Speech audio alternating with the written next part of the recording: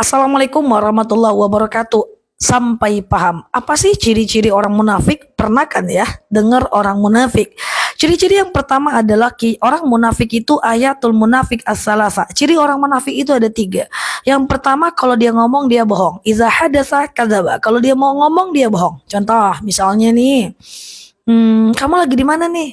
Aku lagi di Simpang. Simpang mana? Ya pokoknya di Simpang gitu ya. Aduh kok lama banget sih kamu, ya bentar aku udah jalan. Padahal masih di rumah. Itu adalah orang yang berbohong, munafik.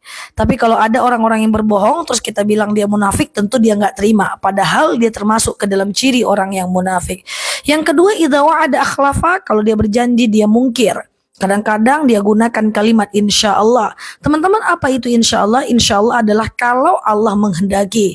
Misalnya saya diminta untuk ke rumah seseorang, lalu saya bilang insya Allah. Tahu-tahu saya malas, saya nggak pergi. Kira-kira Allah ngizinin nggak? Allah ngizinin, cuman saya malas. Tapi kan saya udah bilang insya Allah. Maka itu adalah kesalahan. Sebenarnya Allah mengizinin, kita aja yang nggak mau. Berarti saat itu kita telah memfitnah Allah. So kalau benar-benar pengen pergi, barulah ngomong insya Allah. Hanya boleh tidak pergi kalau jatuh, sakit, tabrakan, meninggal. Itu baru pakai insya Allah. Tapi kalau teman-teman malas, jangan bilang insya Allah. Cukup bilang kayak gini, ntar ya aku kabari, ya semoga aku bisa datang. Kalau kira-kira ada perasaan malas, jangan pakai insya Allah. Karena malas itu dari kita, bukan dari Allah. Iza wa'ada akhlafa. Kalau dia berjanji, dia memungkiri. Itu ciri orang munafik.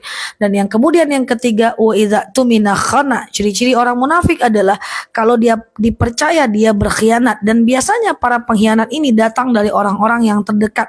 Makanya teman-teman, pilihlah orang-orang terdekat yang bisa dipercaya.